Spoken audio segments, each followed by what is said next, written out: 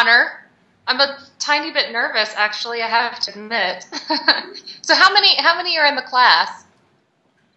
We have, what, about... There's a lot in the class.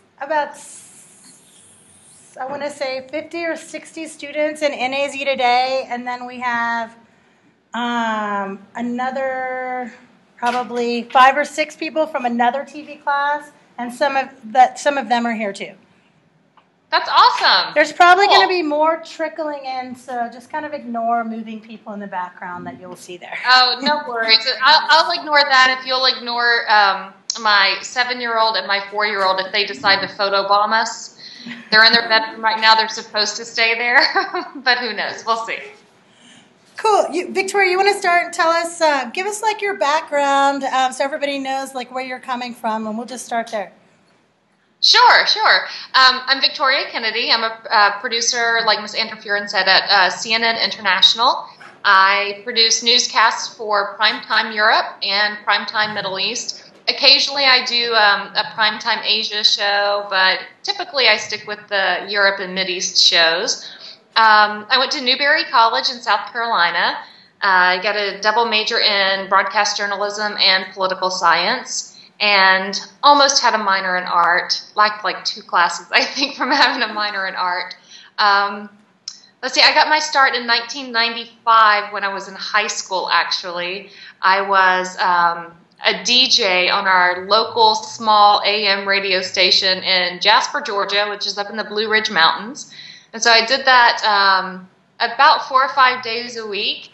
And then I went off to college, and I think it was my junior year in college, I got a job as an associate producer at the ABC station in Columbia, South Carolina, WOLO. And I started off as an associate producer there. Probably about a year later, they moved me up to producer for the morning show. And I also got to do a little bit of reporting for the noon show. And that was in amongst having to go to class. And producing a morning show, you typically go in at like 11 o'clock at night. So I had absolutely no social life, as you can imagine, because all the parties start like around that time, and I was going to work. So I'd go to work, I would work all night, all morning, come back, go to class, go home, do papers, study, whatever I needed to do, take about a 2 or 3 hour nap, and go back to work. So that was my life for my junior and senior year in college. But I'm totally glad I did that because it kind of helped me get a feel for what I was in for in my career and kind of helped me move up. Once I graduated in 2001, I moved to Dallas, Texas, and accepted a job as an anchor and a reporter at KXII in Sherman, Denison, Texas. I was living in Dallas. The station was up on the border between Texas and Oklahoma, so I was driving like an hour and 20 minutes one way to work every day. Total small market, so small, and it was like 230-something, 238 probably. Station was so small and the market was so small that our station building was literally in the middle of a cow pasture. I was making next to nothing, working horrible hours, and after about 6 months of being broke, I decided I can't do this for the sake of being on TV anymore. So I quit. I was like, you know what, I'm just going to go back to school. I'm going to get my master's. I can't do this. When I first moved, I worked at KXII for about 6 months.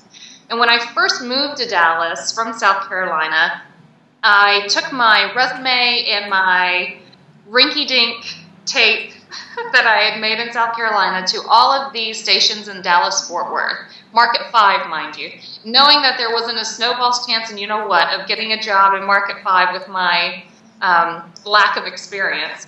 But I took it to them anyway. So the day I quit KXII in Sherman, I was driving home to Dallas, tears streaming down my face, just crying my eyes out, and my cell phone rings, and it was one of the managers at KTVT in Dallas-Fort Worth, Mike Poole. Mrs. Anderfuren, you'll remember him well. Oh, yes. Mike, good friend of ours, called me and said, hey, I have your resume here. I have an opening for an overnight assignment editor position. I think you would fit in nicely. And right when he called, I was driving past KTVT Bureau in Dallas on the freeway. I was like, you know what? I'm driving past your station right now. I'll come in and talk to you now. So I pulled in the parking lot, fixed my face, got myself together. I went in, I talked to him, and I accepted the job on the spot. Hated it. Absolutely hated it. I was an assignment editor. I was working overnight shift. It was not my cup of tea, but I did it. And while I was working in Dallas, our main bureau, our main station with our studios and all of our producers was in Fort Worth, about 40-minute drive away. So I would kind of segment produce or write little stories even for the morning show at the time. I had never met the producers face-to-face, but I just kind of started doing stuff in their show rundowns. About 6 months later, they promoted me to associate producer of the morning show. That lasted a couple of months, and then they ended up moving the 6 a.m. producer, who is now my husband, to the 6 p.m. show, and I took the 6 a.m. producer position. So that's kind of how I got my foot in the door producing in the 5th largest market in the country.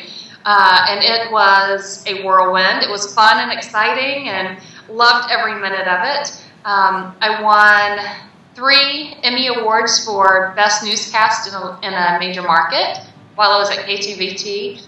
I also won an AP Broadcasters Award for Outstanding News Program in a major market. So it was a good run. I was there at KTVT in Dallas-Fort Worth for about 10 years. My husband was there about 10 years as well. And then while I was at KTVT, CNN, I had a couple of contacts at CNN, and for about 9 years, they had been recruiting me. And the timing just never worked out. I was either under contract, or I was about to get married, or I was about to have a baby, or I was back under contract again. The timing was horrible. So finally, 3.5 years ago, they call again.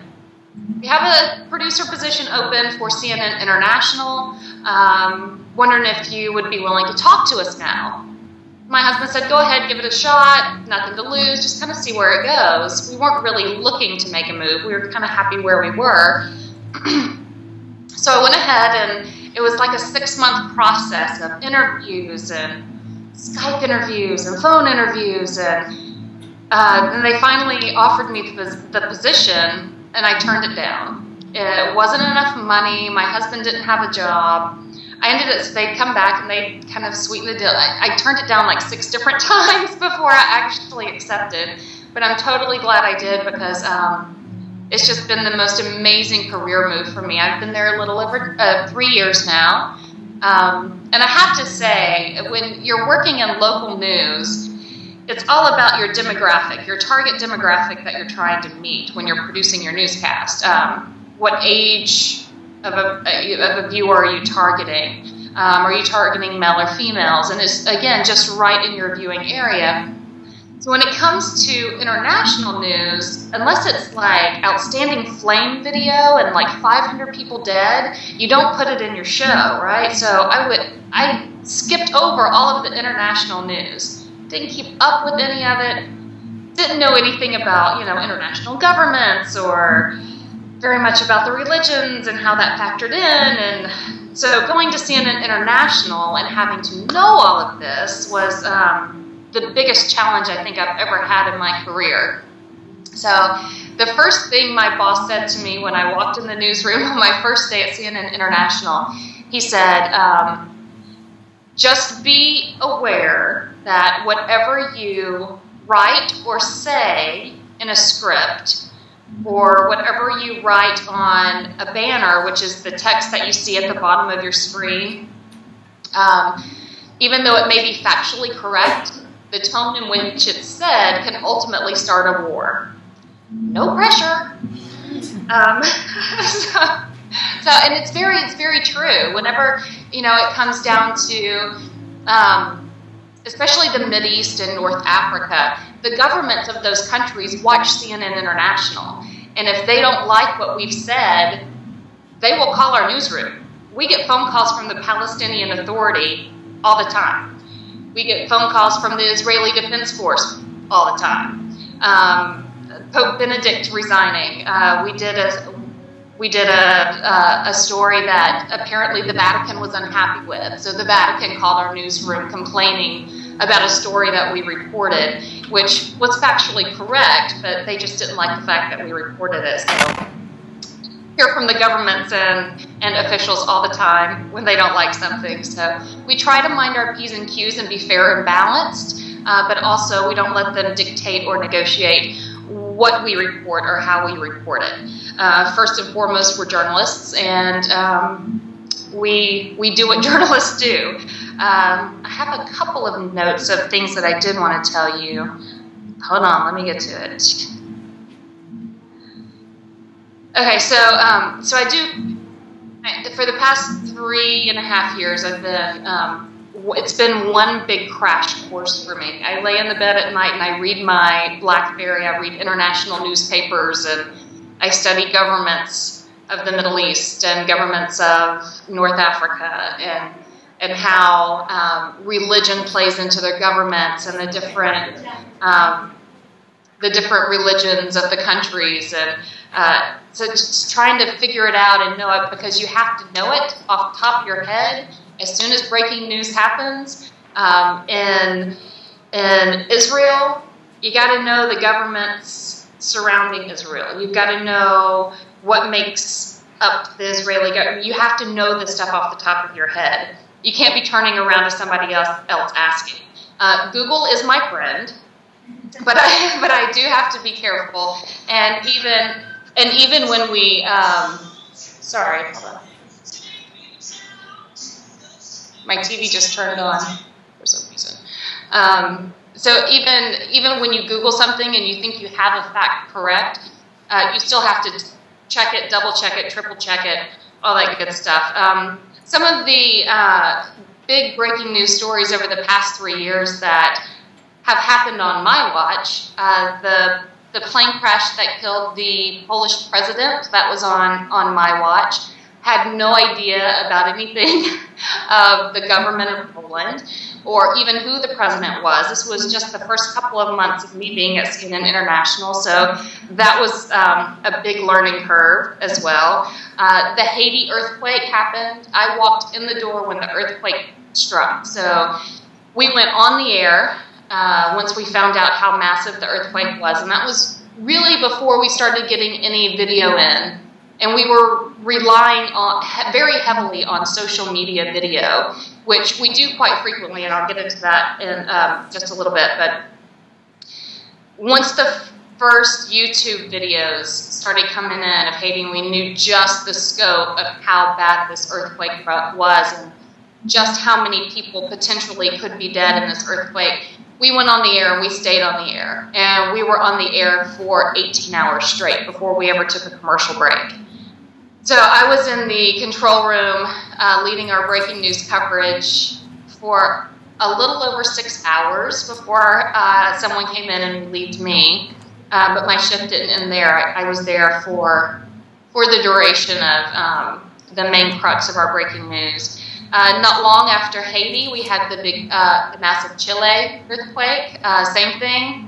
I woke up that morning, I was getting dressed for work, and the first email came through on my BlackBerry of breaking news of a massive earthquake in Chile. And off I went, and the breaking news started. The Japan tsunami happened on my watch as well. That was a big day, and our breaking news coverage lasted for months on that story. You guys, I'm sure, recall the devastation from that story. The Icelandic volcano that shut down air travel all across Europe.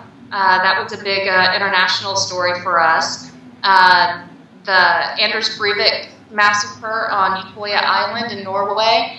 That happened on my watch as well. And of course, I think my favorite story that we've been covering is the Arab Spring. And that's been going on for a couple of years, obviously. Started with Tunisia, and it kind of took a while for people to realize the scope of just what was going on in the Middle East and North Africa with the Arab Spring uprising, but it just really snowballed, and it snowballed fast. I was in the control room when Hosni Mubarak announced that he was stepping down as president of Egypt. And we had been covering that story so closely, and it was just our main story for months on end. And the people who had died, we sent our reporters and our anchors and our photographers into Cairo and into Egypt, and they were just in the crux of everything. And so the day that Hosni Mubarak stepped down, it was during my show, and the entire control room just erupted in cheers, because I think we felt so connected to that story and so connected to the Egyptian people that, you know, we were kind of pulling for them also. And so it was a great moment. It was a fabulous moment, one that I'll never forget. And with Syria has been a very difficult story for me personally to cover. As journalists, I think a lot of times we become jaded because we see so much and we hear so much, the majority of which never even makes air.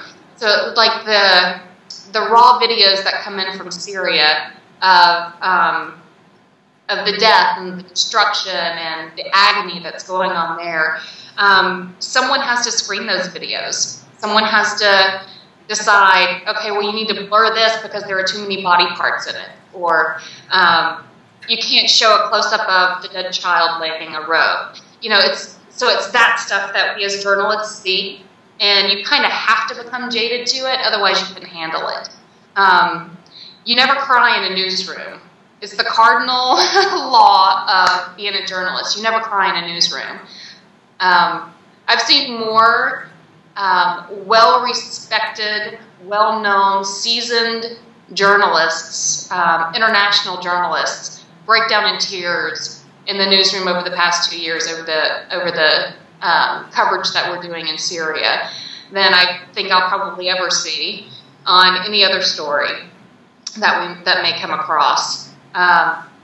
We do send our reporters into Syria. The Syrian government does not allow Western media into their country, especially not from the U.S. So we have to sneak in.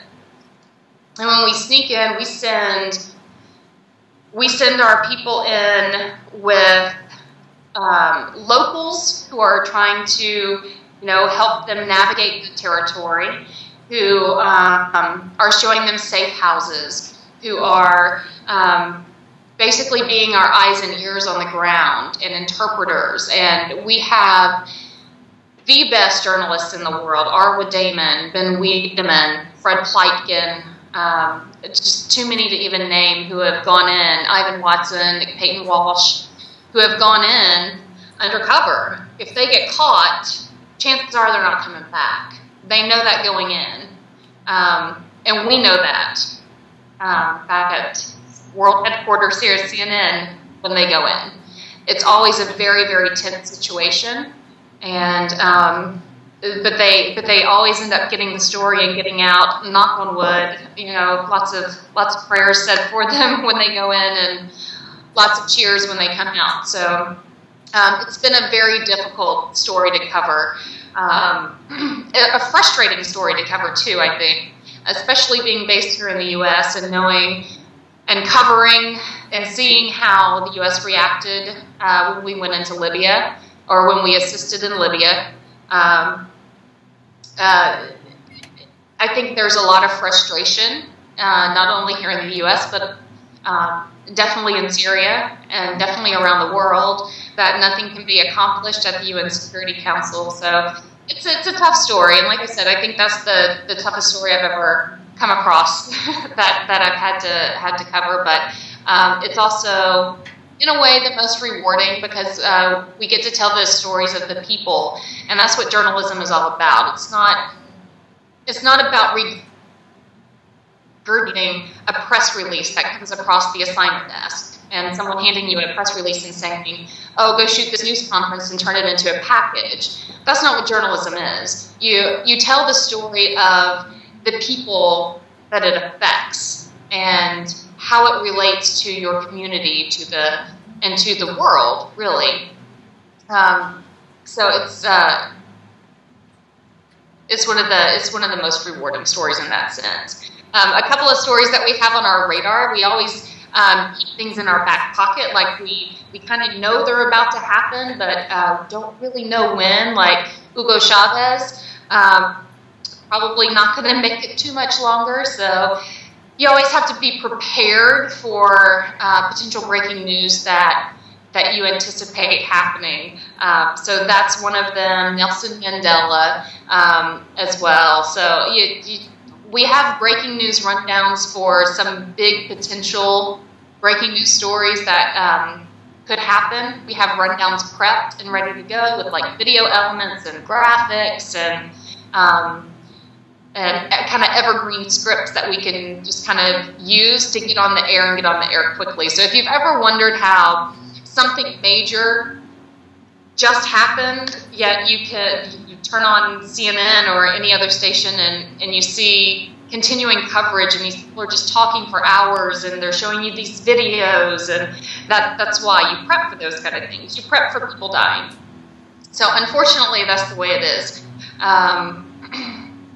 Couple of things that I learned from local news. I'm so glad. I work with producers at CNN who that's the only place they've ever worked is CNN. I'm very, very glad that I got my start in local news. And the reason I say that is because I learned a lot in local news. I feel like I really got my feet wet and I made my mistakes in small markets. And I learned from those mistakes, and I learned from the seasoned journalists in market number 5 in Dallas-Fort Worth a lot. And so I think had I gone from college to CNN International, I wouldn't have been near the producer that I am today had I not had 10, 12 years experience in local news beforehand. A lot of the stuff that you learn in college, like editing and script writing and how to operate the studio cameras and how to floor direct and stuff like that, you really get to practice those skills. I mean, yes, you learn it when you're in college, but you have to practice those skills somewhere, somehow. And for me, local news gave me that. And the only thing I did not like about local news, and the reason I got out of being an anchor and a reporter, is because I hated the lifestyle. I hated having to work in small markets, make no money, work terrible hours, work every holiday, and then you move around every year to 2 years. Once you get a good solid resume taped together, you try to climb market size. So I did not like the thoughts of moving around the country every year to 2 years. I kind of wanted to be settled. I wanted to be at a station for a while, and I just kind of lucked up with KTVT in Dallas-Fort Worth when it came to that. A couple other things I learned in local news: patience, lots of patience. I'm a very, very impatient person. So I had to learn not to be patient with other people, but to be patient with myself, because I think a lot of times people come out of college and at least I did, thinking, oh, I'm the greatest. I can totally do this. I've got this. And then the moment you set foot in a newsroom, you quickly realize that you have a lot to learn. So I had to be patient with myself and realize that I do have a lot to learn. I can learn this. Just take it slow and make sure you get it right. So that was one thing I learned.